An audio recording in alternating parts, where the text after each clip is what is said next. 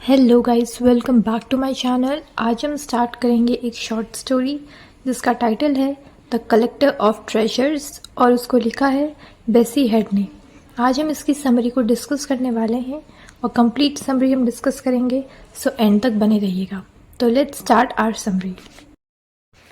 ये story start होती है एक विमेन के साथ जिसको प्रिजन में ले जाया जा रहा होता है। जब वो प्रिजन की तरफ जा रही होती है तो वो अपने पासिंग लैंडस्केप को देखती है, जैसे कि कैटल्स को देखती है, ओपन फील्ड्स देखती है और ये सोचती है कि वो प्रिजन में रहकर ये सब बहुत मिस करेगी, ये सब उसे वहाँ पर नहीं दिखेगा। तो जब फाइनली उसका प्रिजन सेल आ जाता है तो वहाँ पे उसको अशर किया जाता है, मतलब ले जाया जाता है। तो उसका जो क्राइम है वो रिवील कर दिया जाता है कि वो एक हस्बैंड किलर है पुलिंग विलेज की। और ये जो पुलिंग विलेज है ये बोट्सवाना में एक विलेज है। जो वार्ड्रेस होती है, यानी जो वहाँ के फीमेल इनमेट्स होते हैं उनका जो रखवाली करती है उसको कहते हैं वार्ड्रेस। तो वार्ड्रेस एम्पैथी शो नहीं करती, सिंपैथाइज नहीं करती उस मेन कैरेक्टर से, प्रोटैगनिस्ट से, जिसका नाम मैं आपको बताने वाली हूँ। और वो ये बोलती है कि वो यहाँ पे काफ़ी अच्छे कंपनी में रहेगी क्योंकि जितने भी इनमेट्स हैं उसके वो सारे इसी क्राइम में अरेस्टेड हैं। जो मेन प्रोटैगनिस्ट है उसका नाम है दिखलेदी मुकुपी। दिखलेदी का मतलब होता है टीयर्स। और जब वो पैदा हुई थी तब उसके फादर एक्सपायर हो गए थे, इसीलिए उसका नाम दिखलेदी पड़ गया। और ये जो नाम है ये इसकी पूरी लाइफ को सिंबलाइज करता है क्योंकि उसकी पूरी लाइफ ही सोरोफुल थी, उसका चाइल्डहुड भी और उसकी मैरिड लाइफ भी। तो इसीलिए ये नाम दिखलेदी बहुत ही ज़्यादा सूटेबल है इस कैरेक्टर के ऊपर। यहाँ पे वो एक और विमेन से मिलती हैं जिसका नाम होता है किबोनिए। किबोनिए ने अपने हस्बैंड को किल कर दिया और रीज़न ये था कि उसके हस्बैंड एक एजुकेशनल ऑफिसर थे, लेकिन वो स्कूल में आए दिन लड़कियों को हैरेस करते थे। और जब ये बात बहुत ज़्यादा हो गई तो किबोनिए ने फाइनली इस चीज़ को ख़त्म करने के लिए अपने हस्बैंड को किल कर दिया। तो यहाँ पे हमें ये दिखता है कि जितने भी इनमेट्स होते हैं वो सब के सब सिमिलर रीजंस की वजह से अरेस्टेड होते हैं, लेकिन कोई भी उस रीज़न, उस कॉज के रीज़न को जानने की कोशिश नहीं करता कि ऐसा क्या हुआ होगा कि इन विमेन ने जो है लॉ की मदद ना लेकर सीधा अपने हिसाब से ही कुछ ऐसा कर दिया जो बहुत ज़्यादा इलीगल है। इसका एक रीज़न ये था कि जो वुमेन की पोजीशन थी, स्टेटस था सोसाइटी में, वो बिल्कुल नील था। और अगर वो किसी से मदद भी लेती तो कोई उसकी हेल्प नहीं करता क्योंकि ये जो चीज़ें हो रही थी वुमेन के साथ ये बहुत ज़्यादा नॉर्मलाइज्ड हो रखी थी कि वुमेन इसी चीज़ों के लिए बनी है, तो इसीलिए उनको कोई सीरियसली लेता नहीं था। लेकिन वुमेन जानती थी कि उनको कितनी ज़्यादा हार्डशिप्स फेस करनी पड़ती है, इसीलिए उन्होंने ये स्टेप उठाया जो कि इलीगल है, लेकिन वो अपने आप को इस बर्डन से फ्री करना चाहती थी। So according to this story इसीलिए उन्होंने अपने हस्बैंड्स को किल किया या कैस्ट्रेट किया। सो यहाँ पे दिखलेदी को रखा गया था, वो एक रिहैबिलिटेशन सेंटर था, यानी वहाँ के जो इनमेट्स थे कुछ ना कुछ छोटा मोटा वर्क करते थे अपने इस प्रिजन पीरियड को प्रोडक्टिव बनाने के लिए। जैसे जो आदमी लोग हैं वो पत्थर तोड़ेंगे या फिर शूज़ बनाएंगे, ब्रिक्स बनाएंगे, कल्टीवेट करेंगे वेजिटेबल्स एंड फ्रूट्स। और जो वुमेन है वो निट करेंगी, स्वेटर वगैरह, कुछ इस तरीके के काम वो करते थे।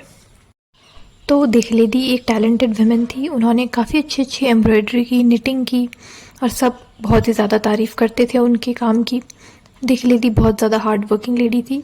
उन्होंने फिर ये भी बताया कि जब उनके हस्बैंड उन्हें सपोर्ट नहीं करते थे, हेल्प नहीं करते थे, तो वो निटिंग, सुइंग, ये सारे काम करके ही उन्होंने अपना खर्चा पानी जो है, अपना लाइवलीहुड चलाया। दिखलेदी ऑल्दो जेल में है, पर जेल की जो इनमेट्स हैं जैसे किबोनिए है उससे मिलकर उसे बहुत अच्छा लगा क्योंकि किबोनिए की फ्रेंडशिप दिखलेदी को बहुत पसंद आई। और यही मोमेंट्स हैं जो दिखलेदी ट्रेजर्स बोलती है जिनको, कि ये मोमेंट्स वो हमेशा अपने पास रखेगी, यही मोमेंट्स हैं जो उसके लिए मैटर करते हैं। तो जो राइटर होता है वो दो तरह के मैन को डिस्क्राइब करता है सोसाइटी में, कि एक वो मैन होता है जो कि बहुत ज़्यादा एनिमल बिहेवियर की तरह होता है, यानी जो बुल्स होते हैं, डॉग्स होते हैं, डंकीज होते हैं, उनकी तरह होता है। वो प्रेडेटरी होता है, वो क्रूअल होता है, सेल्फिश होता है, वो वुमेन की रिस्पेक्ट नहीं करता, वो बच्चों की रिस्पेक्ट नहीं करता, किसी की अकाउंटेबिलिटी नहीं लेता, मिसबिहेव करता है सबके साथ, डिसरिस्पेक्ट करता है। एक तो उस तरीके का इंसान होता है। और जो सेकंड टाइप का मैन होता है वो एक केयरिंग फैमिली मैन होता है, यानी वो अपने फैमिली की केयर करता है, अपने बच्चों की अकाउंटेबिलिटी लेता है, सबको सपोर्ट करता है, हेल्प करता है, अंडरस्टैंडिंग होता है, मतलब उसमें सारे पॉजिटिव ट्रेट्स होते हैं। तो ऐसा ही एक सेकंड टाइप वाला मैन था दिखलेदी के नेबरहुड में, जिसका नाम था पॉल। तो जो पॉल था वो बहुत ही ज़्यादा केयरिंग मैन था और वो जो है सबसे रिस्पेक्टफुली बात करता था। तो पॉल की जो वाइफ होती है वो दिखलेदी से बोलती है एक बार कि वो अपना हस्बैंड शेयर करने के लिए भी तैयार है दिखलेदी के साथ। पॉल की वाइफ का नाम होता है कीना लेप। जब उसे पता लगता है कि जो दिखलेदी का हस्बैंड है ग्रेस्को, वो दिखलेदी को ऐसे मिसट्रीट करता है, तब वो अपना ऑफ़र दिखलेदी के सामने रखती है। पर दिखलेदी कभी भी इस ऑफ़र को एक्सेप्ट नहीं करती, लेकिन ये ऑफ़र दिखलेदी के सामने रखना ही बहुत बड़ी बात थी दिखलेदी के लिए कि ऐसी फ्रेंडशिप्स उसके पास हैं। तो दिखलेदी इतनी प्रॉब्लम्स के बाद भी अपनी लाइफ को आराम से जी रही होती है फ्रूगैलिटी के साथ।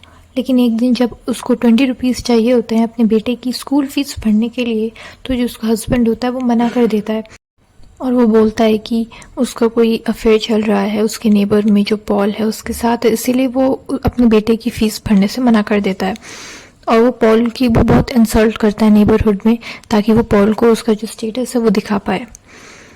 तो उसके बाद वो फ़ीस भर भी देता है अपने सन की, ताकि वो दिखलेदी के ऊपर थोड़ी डोमिनेंस भी हासिल कर सके। उसके बाद वो दिखलेदी को बोलता है कि वो उसके लिए एक अच्छी सी मील और बात तैयार रखे जब वो घर आएगा। तो जब वो घर आता है तो खाना वाना खाने के बाद दिखलेदी उसे कैस्ट्रेट कर देती है।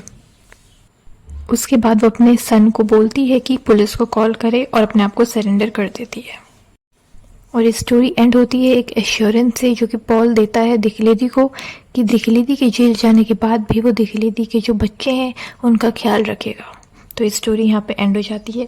आई होप आपको स्टोरी अच्छी लगी होगी और समझ आ गई होगी। अगर आपके कोई डाउट्स हैं तो आप मुझे वो कमेंट सेक्शन में लिखकर बता सकते हैं। और अगर आपकी इस वीडियो से थोड़ी भी हेल्प हुई है so don't forget to subscribe the channel and like the video. मिलते हैं अपने नेक्स्ट लेक्चर वीडियो में।